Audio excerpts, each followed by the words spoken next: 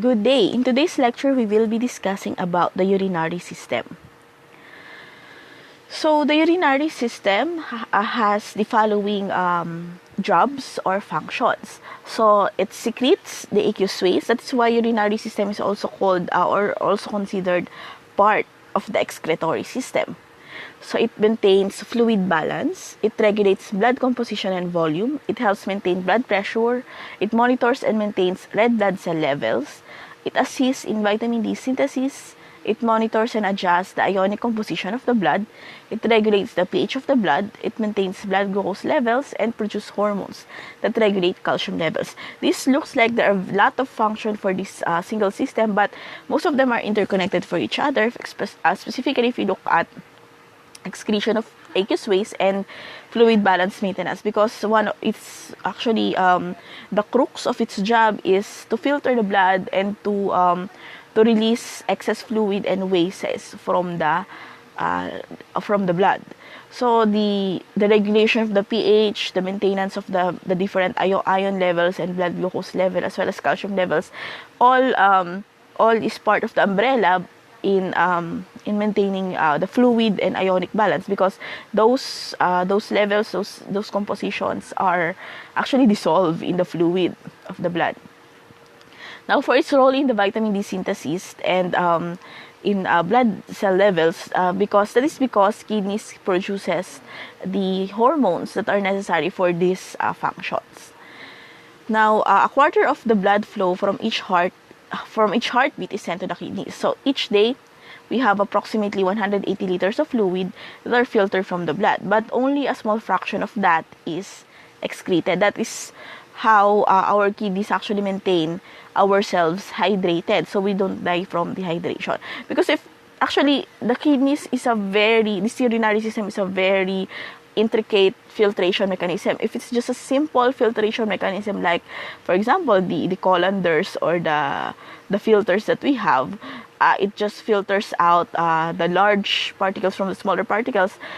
We will die from dehydration. So the kidneys, aside from filtering, it maintains fluid balance, because it doesn't only filter the waste, filter out the liquid from the plasma, but rather it also reabsorbs the water from the filtered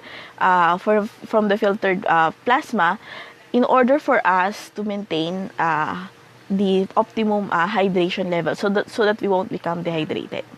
So anyway, this is your urinary system. So the urinary system is composed of a pair of kidneys and a pair of ureters connecting the kidneys, each kidney, to the urinary bladder, where the urine is collected, and the urethra is the passageway of the urine to the outside of the body.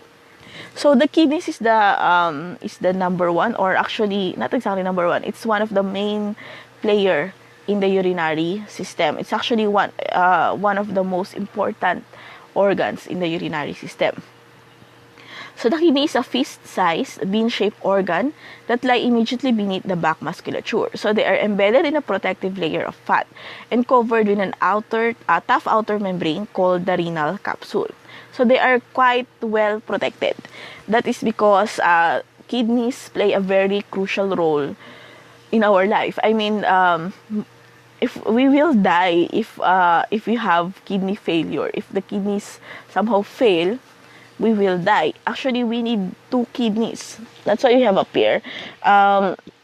For people that donate one of the kidneys, because of course you have a pair of kidneys, they are in jeopardy, or they are at risk of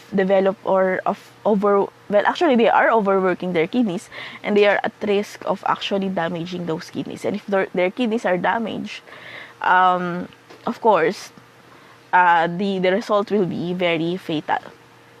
Now, the hilus is the entry point of the large renal artery and the exit point for the large renal vein, the nerves, ureters, and the lymphatic vessels. So if you look at our kidneys, so this is your hilus. So if it's like a mungo bean, so this is the darker middle portion of the mungo bean, if you imagine that, where the seed is supposed to grow out. Anyway, so this is your hilus. So the internal anatomy shows that the kidneys have an outer cortex and an inner medulla. And the medulla is composed of a renal pyramid. So this is the tissue. So you have a cortex on the outer portion, and then this is the medulla. And the medulla is composed of your renal pyramids. They are cone-shaped structures that are usually composed of accumulation of the collecting ducts that are filled with urine. So the renal pelvis, adjacent to the hilus, is where urine is collected and passed to the ureters.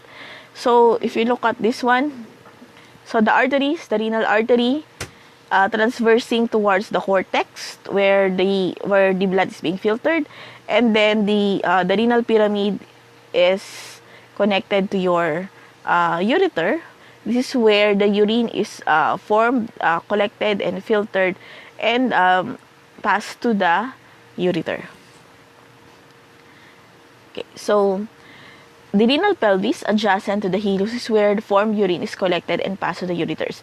So the urine contains nitrogenous wastes filtered from the blood, and all waste materials removed from the body by the urinary system leave the body in the urine.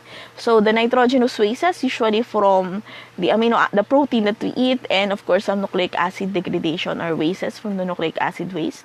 So those are the sources of the nitrogen. So this is your kidney structure. So as I said before, one of the functions of the kidneys is to regulate, to form vitamin D and regulate calcium levels. This is because calcitriol, which is the vitamin D, the active form of vitamin D, is produced in the kidneys. And the vitamin D has a function of maintaining blood calcium levels. So in extension, the urinary system is also involved in maintaining blood calcium levels. Well, aside from being basically the gateway or the control system for the ions, dissolved ions in our blood.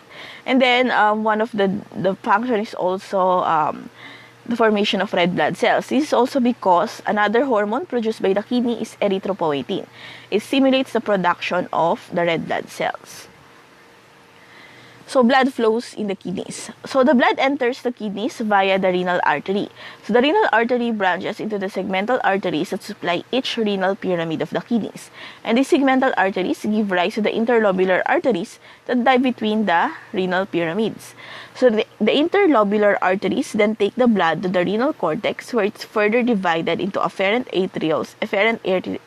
arterioles, and your capillaries. So what does that mean? So if you look at our kidney, so you have the renal artery further divided into your segmental arteries, and these segmental arteries winds through the renal pyramids up to the cortex. So the segmented arteries gives rise to the interlobular arteries that lie between the renal pyramids. So the interlobular arteries then takes the blood to the renal cortex. So they are actually wind up. This image is a bit small, but this is your renal artery. So this is your interlobular arteries winding between the pyramids and into your cortex. This is the cortex. So the filtered blood winds its way through the kidney through the efferent arterioles, where it moves to the capillaries and is then collected to the interlobular veins. So from here, the pathway reverses, moving through the interlobular and segmental veins, and finally leaving the kidneys via the renal vein. So again, this image. So basically, the fluid flow is your from the arteries to the interlobular arteries to the afferent to the efferent, and back to your arterioles. Interlobular and segmental veins. So this is a closer view. So the filtering unit of your kidney is the nephron, and this is your nephron. So this extends from the renal pyramid to the cortex. So the filtration occurs in the cortex. So basically, the interlobular arteries wind up here in the cortex area, and then they come to so this is your interlobular artery. So it moves to your we call it the Bowman's capsule. This is the Bowman's this is the glomerular capsule. So this is your, well, sometimes some people call it Bowman's capsule, but anyway, this convoluted this glomerular capsule. So if you notice, your artery, this is still the blood vessel. So the interlobular artery branches to your afferent arteriole, and then it forms somewhat a knot enclosed in what you call the glomerulus or the Bowman's capsule. So in this glomerulus, this is where plasma is pushed out of the blood vessels and collected to your proximal convoluted tubule. So this is basically urine, although it's not unprocessed yet. So this is mostly plasma from the blood. So the red blood cells are retained; they are not pushed out. So only the liquid parts. So if you remember the blood, so you have the red blood cells, the different cells, and then you have the plasma, the liquid part of the blood. Plasma, only the plasma can be pushed out at this point. And then, this is the fluid flow. So, this is the nephron. So, it enters the nephron through the glomerulus.